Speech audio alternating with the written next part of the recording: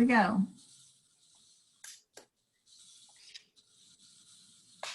Hello, everybody. Welcome to Grateful Gratitude. From Frito Nation Productions, I am Kris Gross. I am also with Mark Frito Friedman. Frito, how are you? Doing great. Good to be with you. And as always, joined by LoLo. How are you today? You know, I'm amazing. We just got to be amazing, don't we? Absolutely. I have a topic for you guys today. I've noticed through the last year, since it's almost been a year since we've started the pandemic, people become very fearful and they wonder, what's in it for me? What am I going to get? For example, I saw a commercial yesterday and it was a couple, and I think the commercial was for maybe Medicare benefits or something. But the whole crux of the commercial was, I don't want to miss out on something that's owed to me or something that I should be getting.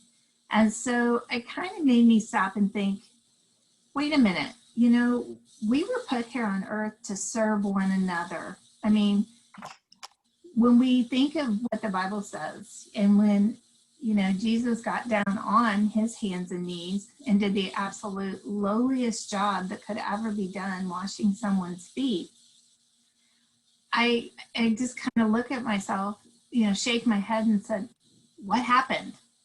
Why aren't we still doing this? So what are you guys observing? I know the exact commercial you're talking about, and it's so funny because it strikes me the same way. Because I want what I'm entitled to. And the sense of entitlement kills me. It's just something that I think is it's very unhealthy, not only for other people, it's unhealthy for yourself. The sense of it. And we talk about, I think every generation thinks that the next generation has a sense of entitlement, and it keeps getting worse and worse and worse. And I think there's something to that. But yeah, that commercial, it did strike me very quickly that, hey, I might not need it, but if I'm entitled to it, bring it on. Yeah, I think you have a good point, Lolo, that as far as us being what we're, serving others and dealing with entitlement, I think based on how blessed we are, we do want to show that to others, don't we? I think that comes out of our blessing and out of, like what you mentioned, Frito, things that we do have. I see so many people with so many hateful posts on social media.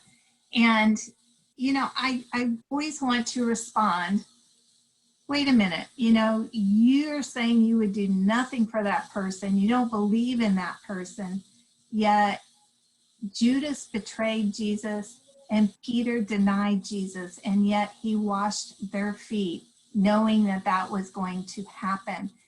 And I once heard that you have to get down to go up, meaning you have to be like Jesus. You have to be willing to humble yourself and do the lowliest jobs in God's name.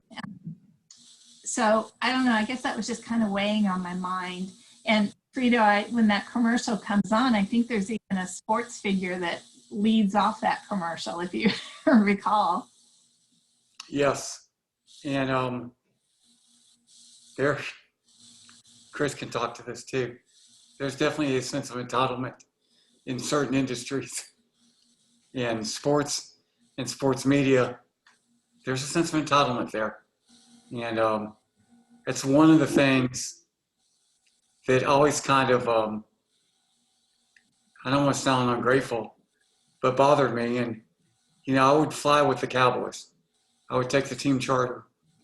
And it was the first charter that I went on. It was to Chicago. The Cowboys were playing the Bears. And when you fly with the team, everyone gets a first-class meal. And I remember a media person 2 rows behind me was complaining about the meal.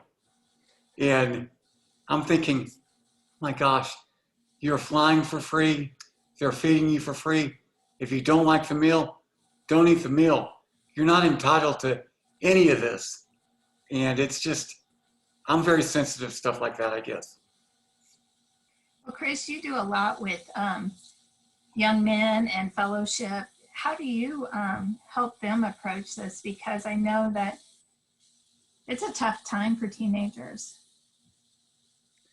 I absolutely think Frito's right when he said that as we move on, I don't know if it continues from generation to generation, but what I'm seeing with young men today and teenagers, preteens, is there is a strong sense of entitlement. And, you know, ultimately what I lean back to, it's what you've talked on, Lolo, is Jesus said, I didn't come to be served, but I came to serve. And that's what I keep leaning it back to, is that if anyone deserved to be entitled, if anyone deserved to be served of anyone, it would have been Jesus. And if we are trying to follow in his footsteps, then it means that we are to get off of our proverbial high horse, get away from that entitlement, no matter how strong it may feel inside of you, Frito. We need to step away from that and move into a place where we can find that, yes, I have my blessings. I have what I have, and it was part of my effort that got me there, but more, what can I do with this that I have? Do you see what just happened, Lolo? Okay, here's what just happened, and it's what gives me hope for the world, okay? I found out today I'm 25 years older than Kris, okay? So Kris is in the generation after me, and I think his generation is very entitled. They have a sense of entitlement. And now Kris is saying the next generation after him has a sense of entitlement. So it gives me hope that this is a natural thing.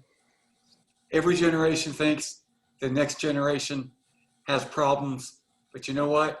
Somehow, some way, we continue to live. The world goes on. We wake up each morning. Everything's going to be okay. One thing I would say is, because when Kris and I did the very first podcast, I mentioned something that I'm old enough to be his mother. But the reason that I love having Kris in this mix is very similar to why I like having Lexi, my daughter, on these. Yeah. They may have a different thought process when it comes to entitlement, that we may see that they are acting entitled. But what I see in my daughter and in Kris is a generation that cares about our planet, that cares about humanity. And I see so many great qualities in them that I think that needs to be brought out. And, you know, I think it's individualized, right? And I think we would see that with every generation, that you do have people in every generation, some that are very entitled and some that aren't. And I think it's really where you get that attitude from. You know, I got a lot of mine from my parents, and I got a lot of it from the man I follow, and that's Jesus Christ. And some people end up there different ways. And I think that's great, but I think you can look individually in each generation, maybe, you know, at people of all ages, and find all ranges of different opinions on this. And we always want to remember that it's okay if someone has a different opinion than we have. It doesn't mean that we won't align in service with them. I'll tell you a quick story before we end. When I first started my ministry, Kris, you weren't there, but Mark was there, and I would carry this tray of hearts, like I still do, to every event I go to. And they have probably 50 hearts that I carry. And usually I carry them because people will donate or buy them. One of them, I went to an event, there was a lady that just came up and started taking them. And, you know, I wasn't really quite where I am now in the ministry. And I kept thinking, hey, wait a minute, you got to pay for those. You know, those aren't free. But something told me, take a breath a second and figure out, why is she taking those? So I just asked her, I said, you know, do you need more than one? What are you sharing them? Why are you taking handfuls? Because they're heavy. And she said, I am a oncology nurse, and I work at a hospital that I help patients with cancer, and I think these would be good for them. Well, number one, I felt like a heel because I hadn't humbled myself to say, well, if they're taking them, they must need them. And so, not that that's anything like washing feet, but it still kind of tells us to get back to what the Bible says. Don't be conceited, don't be arrogant, just serve in God's name. Yep. All right, guys, it was wonderful talking to you, and we will see everybody soon. Oops.